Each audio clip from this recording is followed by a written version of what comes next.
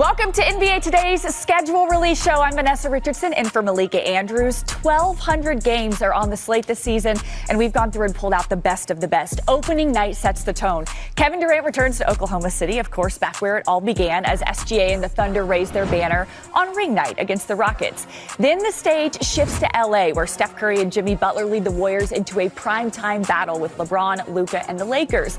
And that's just the beginning. For the 24th straight season, ESPN and ABC bring the NBA to center stage with some of the most electric matchups of the year. Circle January 24th right now. ABC's got a triple header worthy of the spotlight. Joel Embiid invades the Garden to face Jalen Brunson and the Knicks. Then it's a Western Semis rematch. Steph Curry versus Anthony Edwards. And of course, the nightcap. We're going to have Anthony Davis back in LA. How about that, where he spent 6 years? That's a good one. Jump to February 21st. The Rockets' revamped roster heads into the Garden, where Kevin Durant has been at his best throughout his career, averaging 31 points per game in the Mecca. The very next day, another ABC showcase. Donovan Mitchell and the Cavs meet SGA and the reigning champs. And Nikola Jokic takes the Nuggets to the Bay for a heavyweight clash with the Warriors.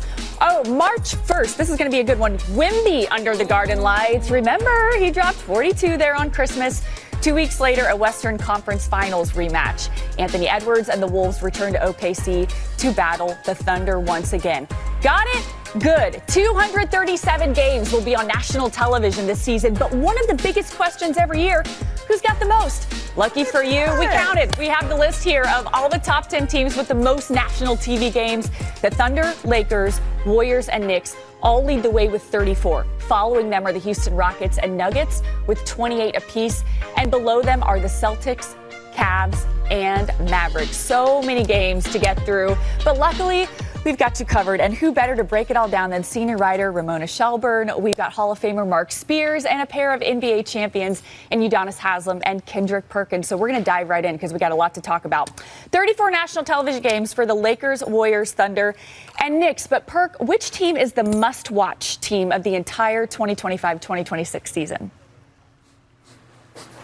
You smell that? You smell that? I can smell it because I'm down here. Damn it, the Trill Burgers are cooking. They got an easy money burger. That's that Trill Burger right now. The Houston Rockets, who made the most powerful move this offseason by getting Kevin Durant. You already have Baby Jokic and Afro Şengün down there putting up that work, what he does in the paint. Amen Thompson is good for 2 to 3 highlights athletically every single night. And KD, a walking bucket, an artist, a magician. With the pieces they already have, Jabari Smith, every single night is going to be must-see TV when it comes to the Rockets on both ends of the floor. Ime Udoka is even going to give you some action every now and then because we know he like to get into the action and beef. The Houston Rockets are going to be the most watched team this upcoming season, in my opinion. Man, I'm going to be honest with you, Big Perk. As much as I want to go against y'all Texas boys, I got to agree with you 1,000%. Great Pat Riley told me. Yeah, 1,000%, bro. The great Pat Riley told me no rebounds, no rings. This team was the top rebounding team in the league last year. He also told me defense don't guarantee anything, but without it, you don't have a chance. This team defended at a high rate. They got the defense. They got the rebounding. They got the coaching. The only thing they needed was a go-to guy down the stretch. So, damn it, you go get the best go-to guy down the stretch that you can get in the game today. So now you fill that gap. I'm interested to see what this team does. You go get Dorian Finney-Smith. You keep your core together with Jabari Smith. You extend him. You got Amon Thompson coming back. You go get 3 centers. You got Şengün who can go get that work down there in the post. You got Capella who can go get those lobs. And you got Adams who beat the hell out of people on the boards. They addressed all weaknesses this offseason. I'm looking forward to watching them boys play too. I'm with you on that, Perk. I don't know if I'm just nostalgic or because Steph's coming towards the last couple years of his career, but guys, to me, it's the Warriors. Do you remember how good they were when Jimmy Butler was traded when Jimmy Butler came over and traded? They're 23-7 after Jimmy Butler came over in that trade from the Miami Heat. Now, Steph got hurt in the playoffs, and they obviously didn't go as far as they wanted to go. But I want to see the Warriors back in action with Jimmy Butler with a full training camp. They were so good with him on that roster before Steph hurt that hamstring. And I know the Kuminga situation has dragged on all summer. It's gotten kind of ugly, but I expect him to be back on the team. And even if he isn't, Steph and Jimmy together have been great. And so I want to see how they come right out of the gates, because the last few years they haven't started fast, but this year they have the potential to build up a nice lead in that West. Who are the champions, my friend? That would be the Oklahoma City Thunder. The last time, you just talked about the Warriors, the last time there was a repeat NBA champion was back in 2018, the Golden State Warriors. It has not happened since. Do these Oklahoma City Thunders have it in them to repeat? Everything changes for them. This is a team that didn't have great expectations. Now they got a championship. Now everybody comes in with a ring. They are known for their humility, but does that change? I remember in 2010, 9-10 season after the Lakers won, right? I mean, everybody knew Kobe had a PR person and Powell did, but all of a sudden DJ Benga and Metta World Peace had a PR person after they won. Yeah. Is that going to be like that for the Thunder? You know, their guys got paid. There's 3 stars, a trio. They got up to potentially $800+ million. Do they change? Do they have the same humility? Do they have the same fight? Do they have the same kumbaya afterwards, after games, putting their arms around each other? I have to see it. And if there are cracks early, then this protective egg is going to have cracks that people are going to pay attention to. They are must-watch. Very interesting. And I'm not going to argue with what UD and Perk said about the Houston Rockets. I am surprised no one said the Lakers, because only LeBron knows whether or not year 23 is his final year. Let's run through some of his key matchups. LeBron versus Steph will see 4 more chapters added this season. The first meeting coming opening night, of course, October 21st. The two will also meet on February 7th, the 3-year anniversary of LeBron James coming to all-time leading scorer in NBA history. LeBron will also renew his career-long rivalry with the Boston Celtics 2 times in the regular season. LeBron will visit the Boston on December 5th, while the Celtics will travel to LA for a second matchup on February 22nd. The kid from Akron returns home. This is going to be a big one to his beloved fans on January 28th for what could be his final trip there. James has averaged 31 points, 9 rebounds, and 7 assists in Cleveland as an opponent throughout his career. And lastly, LeBron will visit the mecca of basketball at Madison Square Garden on February 1st. In his career, James has averaged some of his best games. And also, that game last year is the game after they made the Luka Doncic trade. Yeah. Remember they played the Knicks in Madison Square Garden? It was a big game, and then all of a sudden, boom! Walk out of the post-game locker room, there's that trade. Speaking of the Garden, we know that players across the league want their moment at the world's most famous arena. And this is where you can catch some of the All-Stars. Schedule right there. Ant-Man leads off the Garden Party, facing Cat and company in early November. And then Giannis, Ice Trae, Katie, Steph all get their shot at the Knicks. So I'm going to go to UD on this one. UD, the Knicks have the second shortest odds to win the East behind the Cavs, of course, and have the 3rd easiest strength of schedule in the league. What do you think is the Knicks' biggest challenge this season? I'm going to go back to last year, and I'm going to go with them boys out of Detroit, the bad boys. Detroit basketball. Listen, I'm telling you, if Detroit wins Game 3 in Detroit, which they very well could have and should have, then we could be having a whole different conversation about how the playoffs went through last year. If you're a team like Detroit, a young team, you feel like you got slighted, you feel like you should have been in that spot, you do not forget about those moments. I feel like the Detroit Pistons have something going on. They're focused on getting back next year. Obviously, they brought in Duncan Robinson. I love Duncan Robinson. I love how he opens up Cade Cunningham. Duncan Robinson pulls triggers for Cade. Defenses overreact by the way he moves in his motor. I'm looking at the Detroit Pistons. I'm saying, everybody's saying, oh, the East is wide open. Oh, the New York Knicks. Oh, Boston is unhealthy. No, the Detroit Pistons sit right there saying, don't worry about it. We're going to be right there. I'm looking forward to seeing Mike Brown on the sideline at MSG. He's replacing Tibbs. He has 2 new shooters that they need, in Clarkson and Yabusele. But what is he going to do with this offense? You know, I can see Mike having an offense that makes everybody happy, not just 2 people happy. 2 talented people at that, but trying to figure out how to make them more well-rounded. And the expectations are sky high. They were in the East Finals. It's been since 1973. Knicks fans expect this team to go to the finals. And Mike certainly has a lot of pressure, but he's faced pressure before, replacing Phil Jackson. and coaching LeBron James and putting some foundation cement in Sacramento. Perk, how about Jalen Brunson? How about both of their stars, right? And OKC set the bar, especially SGA and J-Dub, and showed that it's two sides of the basketball. And when you talk about the Knicks, you talk about getting rid of Tom Thibodeau, who was a defensive-minded coach, and this team wasn't really good defensively when it mattered the most, especially big-body Brunson and Karl Anthony Towns. If we're going to hold certain guys accountable around the league, we got to come with the same energy when it comes to those two. They were getting cooked in the Indiana series. They couldn't figure out what they wanted to do with Karl Anthony Towns. Should he be in the drop coverage? Should he switch? Either way, he was getting cooked. Jalen Brunson, the Indiana Pacers, they were trying to search him out in pick and rolls and trying to find a mismatch to go at him. Those two guys, being the faces of the franchise, they got to get their stuff together and slide those puppies on the perimeter if this team is trying to go to the level that they're trying to go to. Listen, I know Mike Brown from when he came into Los Angeles to succeed Phil Jackson. He's obviously not afraid of stepping into some big shoes or into pressure situations.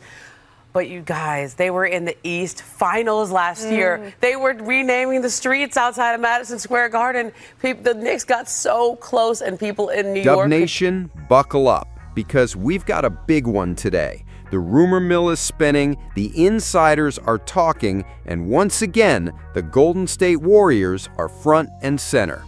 The story? Jonathan Kuminga, the rising star who's been one of the most talked about young players in the league. According to reports, the Milwaukee Bucks had serious interest in acquiring Kuminga this offseason. They were open to a sign-and-trade deal. But guess what? Talks collapsed. And the reason why is as fascinating as it is controversial. Some say the Warriors overplayed their hand. Some say it's a sign of respect for Kuminga's value. Others think the front office mishandled the situation. But as always here on Warriors Nation News, we're not just going to repeat the headlines. We're going to dig in, look at what really happened, and most importantly, break down what it means for the Warriors moving forward. And, as always, I want to hear from you. By the end of this video, I'm going to ask you to drop your thoughts in the comments, because this is a debate that every true member of Dub Nation needs to weigh in on. Let's start with the basics. According to Brett Siegel of Clutch Points, the Milwaukee Bucks were one of the teams who explored a potential pursuit of Jonathan Kuminga. On the surface, this made sense. The Bucks are looking to maximize the remaining prime years of Giannis Antetokounmpo. They're always exploring options to bring in young, athletic talent to balance out their aging roster. Kuminga fits that description perfectly. Explosive, athletic, capable of guarding multiple positions, and at just 21 years old, he's nowhere near his ceiling. The Warriors, meanwhile, were in talks with Kuminga about a contract. Reports suggest they were offering $45 million over 2 seasons, but Kuminga's camp believes he's worth far more. One insider even put his value around $125 million. That's a massive gap in valuation. So the stage was set. The Bucks were interested. Kuminga wanted a bigger role and bigger money. The Warriors had to make a choice: lock him in, trade him, or risk losing leverage. Here's where things get interesting. According to those same reports, the Warriors told Milwaukee, if you want Kuminga, we want Bobby Portis in return. Now, let's pause here. Bobby Portis is no superstar, but he's an established veteran, tough, physical, and capable of making a big impact off the bench. He's also been a key piece of Milwaukee's culture. He brings energy, rebounding, and leadership. For the Bucks, Portis isn't just another player, he's part of the heart of their team. So when the Warriors made that demand, Milwaukee balked. They weren't willing to give up Portis for a still-developing player like Kuminga. Talks ended there. Some analysts immediately jumped in to criticize the Warriors. They said the front office overplayed its hand, asking for too much and ultimately walking away with nothing. But here's where we have to think critically as Warriors fans. On the one hand, yes, Golden State could have made a deal. They could have traded Kuminga for something smaller. They could have tried to move quickly, settle, and avoid the drama. But would that have been the right move? Absolutely not. Jonathan Kuminga is not just another young player. He's a lottery pick with sky-high potential. He's shown flashes of becoming a dominant two-way forward, and when he got consistent minutes last season, he delivered. His athleticism alone makes him a matchup nightmare, and his growth as a defender fits perfectly with the Warriors' culture of versatility. If the Golden State Warriors is going to trade a player like Kuminga, it has to be for real value. Not just a quick fix, not just a Band-Aid, but a piece that can actually help Steph Curry, Draymond Green, and the rest of the core compete for another championship. So when Mike Dunleavy Jr. and the front office asked for Portis, what they were really saying was simple. If you want one of our most valuable young assets, you'd better give us someone who can contribute right now at a high level. And honestly, Dub Nation, I can't be mad at that. Of course, this doesn't mean everything is sunshine and rainbows. Kuminga has been patient, professional, and respectful during his time in Golden State. But it's no secret he wants a bigger role. He doesn't want to spend the prime development years of his career sitting on the bench or watching minutes disappear. Reports suggest he's frustrated with the Warriors' hesitation, and it's not hard to see why. He believes he can be a star in this league. He believes he deserves a payday that reflects his potential. From his perspective, Golden State has been reluctant to give him either the role or the contract he wants. And when you combine that with trade rumors, it's easy to understand why there's tension. Now, let's think about the bigger picture. The Warriors are at a crossroads. On one hand, they have the dynasty core, Steph, Clay, Draymond, players who deserve every chance to compete for another championship. On the other hand, they have young players like Kuminga and Podziemski, who represent the future. Balancing those timelines is incredibly difficult. Do you sacrifice the future to maximize Curry's present? Or do you protect the young talent and risk wasting the final years of Steph's greatness? In my view, keeping Kuminga, unless an absolute can't-miss deal comes along, is the right move. Why? Because he gives the Warriors something they desperately need: youth, athleticism, and versatility. Steph is not going to play forever, and when he eventually passes the torch, players like Kuminga could be the ones carrying the franchise forward. Yes, the contract situation is messy. Yes, the frustration is real. But giving up on a 21-year-old with Kuminga's upside just to make a quick trade would be a mistake. So, here we are. The Bucks wanted Kuminga, the Warriors asked for Portis, negotiations broke down, and now Kuminga's future remains in limbo. But let's look at the positives. The Warriors didn't settle. They didn't undersell one of their most valuable young assets. They sent a message to the league. If you want Kuminga, you're gonna have to pay up. And that's a message I can get behind. Because at the end of the day, Dub Nation, this is about more than just one player. It's about protecting the franchise's future while still honoring the present. It's about making sure that when Steph Curry steps on the court, he's got the best chance to win, not just this year, but for years to come. Now I want to hear from you.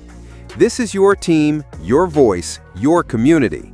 Do you think the Warriors made the right call by asking for Bobby Portis in a Kuminga trade?